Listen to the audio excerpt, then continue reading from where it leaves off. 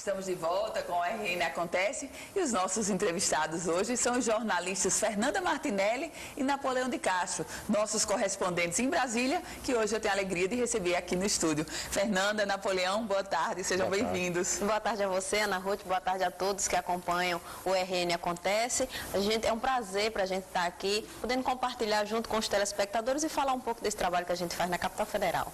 Pois Napoleão, bem-vindo. Bem-vindo, e esse boa tarde que é sempre feito de Brasília, hoje com a alegria de poder estar aqui nos estúdios com você, conversando com o nosso telespectador, que diariamente a gente faz esse acompanhamento lá na capital federal. É verdade, a alegria é nossa. Bom, começar essa conversa, esse bate-papo, trazendo logo para o cenário de um balanço, semestre encerrando, um Eduardo Cunha, que a população deseja e esperava vê-lo já cassado, continua, inclusive ganhou um apartamento novo, funcional, uma Dilma Rousseff, que ainda alimenta uma chama de esperança para não ter o impeachment, e o Michel Temer já se apropriando do poder.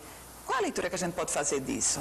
Inicialmente nós tivemos um semestre extremamente complicado e movimentado. Tivemos a presidente Dilma Rousseff, um governo federal que acabou se enfraquecendo com as denúncias, com o pedido de impeachment, que era um pedido de impeachment que já vinha se arrastando desde o ano passado, mas efetivamente esse ano começou a funcionar na Câmara, foi aprovado, passou para o Senado e agora ainda permanece em debate. Inclusive agora no recesso os parlamentares estão trabalhando justamente em cima desse pedido de impeachment. A população espera que na volta do recesso isso tenha uma solução. E tivemos o enfraquecimento de um dos homens mais poderosos do Legislativo, que foi Eduardo Cunha, que começou com denúncias, com citações do nome dele na Operação Lava Jato.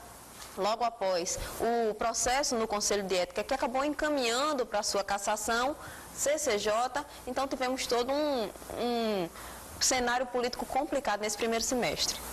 Napoleão, Eduardo Cunha está com a sobrevida, não está muito extensa não, a sobrevida dele política, de certa Napoleão? forma, além da conta, né, Ana? A gente tem observado exatamente essa realidade, em cima daquilo que poderia ser já uma definição em nível de Câmara. Ele buscou, via Comissão de Constituição e Justiça, uma prorrogação, mas é uma situação que não passa do dia 15. Eu acredito que já na primeira, segunda semana, o próprio presidente, o novo presidente da Câmara, disse isso, quer colocar um fim nessa situação de Eduardo Cunha, para que nós possamos ter uma normalidade, porque Eduardo Cunha, ele por si só, ele traz ao redor dele, né, toda uma influência dentro de plenário, dentro de votações, nas comissões, e é preciso, se o novo presidente quiser ter paz, que ele possa definir essa situação Eduardo Cunha para poder tocar os temas importantíssimos que estão na pauta, né, para que o Congresso, particularmente a Câmara, possa ter uma normalidade nesse segundo semestre.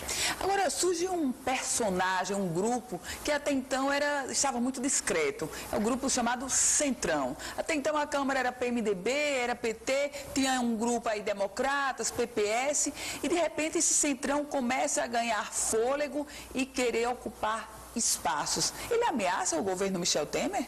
De certa forma, eu acredito que nesse momento não. Porque o Centrão, ele se voltou totalmente para a gestão de Eduardo Cunha. Era um grupo de parlamentares que apoiava suas ações. Com o enfraquecimento de Cunha, a gente pôde perceber, nós que acompanhamos, esse esvaziamento do Centrão. Parlamentares que foram se distanciando e que aos poucos acabaram acabando com o Centrão. Ele ainda existe? Existe, claro, mas com uma força extremamente menor. Vamos agora esperar qual posicionamento o novo presidente da Câmara, Rodrigo Maia, vai tomar. Ele que é do Democratas, um partido que vinha sendo julgado como enfraquecido e que agora ganhou esse fôlego novo. Passa até agora o comando da Câmara dos Deputados. De que forma esse Centrão vai se comportar diante de Rodrigo Maia, do Democratas, agora como presidente da Câmara? Essa é a grande expectativa, né? Rodrigo Maia já vem se reunindo com os líderes partidários para traçar uma agenda propositiva, porque ele quer mudar o cenário do primeiro semestre e trazer uma Câmara mais ativa, com a votação e com o debate em mais projetos. Napoleão, esse foco que Fernanda traz, lembrando a figura do presidente da Câmara, o deputado Rodrigo Maia, chama atenção para um outro aspecto. O Democratas agora ressurge na figura de Rodrigo Maia.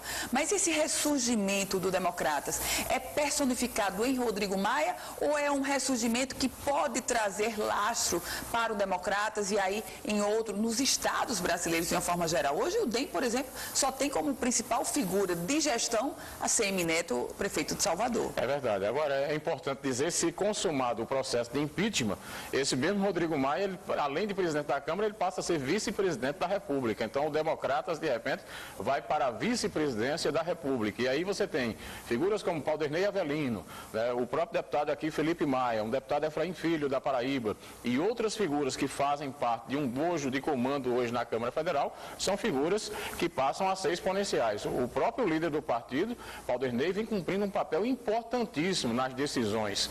E nessa questão do Centrão, porque ficou de um lado o DEM, né, o PSB e o PSDB. E do outro lado, exatamente o chamado Centrão, com PMDB, PP, PR e outros partidos, né, que formam exatamente quase 227 parlamentares que formam o Centrão. Até onde o governo, Michel Temer, vai conseguir não ter arestas nesta base para que tenhamos exatamente a agenda propositiva. Ele teve reunião com Renan Calheiros, jantou exatamente com Rodrigo Maia, querendo uma unificação de temas em torno do governo central, do governo federal, da Câmara Federal e do Senado da República.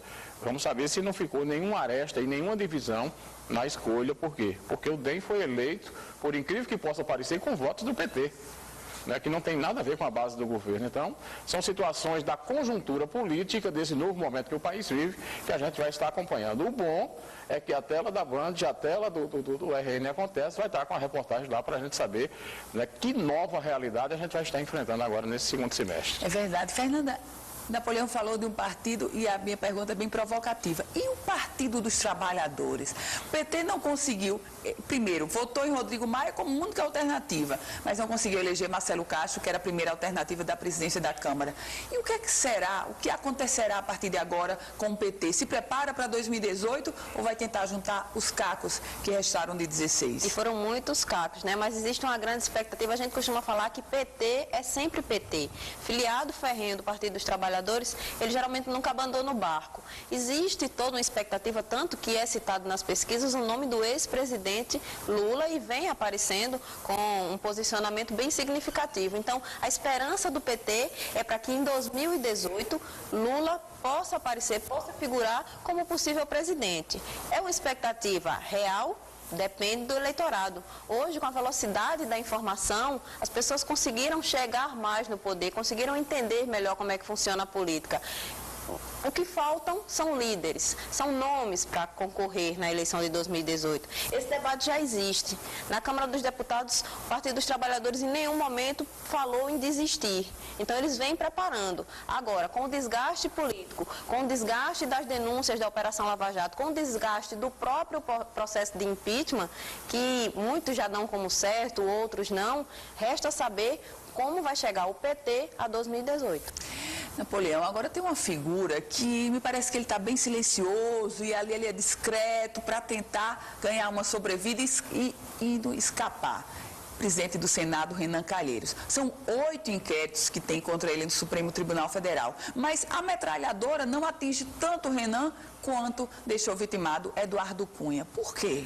Porque Renan é simplesmente, ele é alagoano, mas é o mais mineiro dos alagoanos que possa existir na política do país. Ele tem uma capacidade de ressurgimento, ele tem uma capacidade, inclusive, de desaparecer do foco, né, no momento exatamente que a imprensa, que a grande mídia quer buscar. Essa realidade que você está dizendo, ela é muito séria. São 8, 9 processos que ele já está respondendo no Supremo Tribunal Federal. Agora, eu não tenho dúvidas.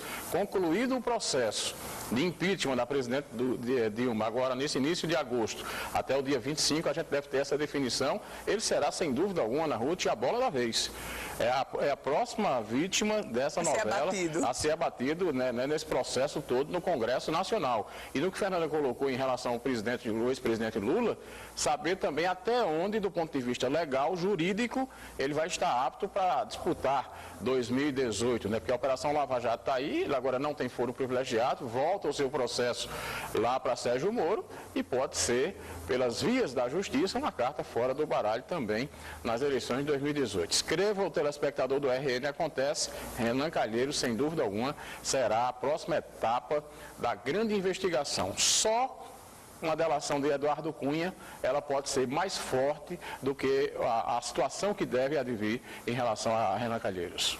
Fernanda Martinelli, Napoleão, foi uma alegria recebê-los aqui, dar esse boa tarde pessoalmente, receber hoje, contemplar os nossos ouvintes com a receptividade e principalmente com a análise muito precisa de vocês. Obrigada. Uma alegria enorme estar aqui e poder estar pertinho do telespectador que todos os dias está acompanhando a gente. O Congresso é um complexo muito grande, então a gente tem todo o esforço para levar o melhor da informação, mas é muito gratificante quando a gente sabe que do outro lado tem alguém assistindo, tem alguém acompanhando, e o nosso principal intuito é levar o que acontece no Congresso Nacional para o telespectador, para a pessoa que está lá no município poder acompanhar o trabalho que é feito em Brasília. Um trabalho é o centro do poder, né? Brasília é o centro do poder, então a gente poder levar esse trabalho é muito gratificante. Só para fechar dizendo, com isenção, que só a Band pode ter exatamente, é o olho da Band, o olho do Rio Grande do Norte, acompanhando a nossa bancada e o que acontece do nosso estado lá na capital federal.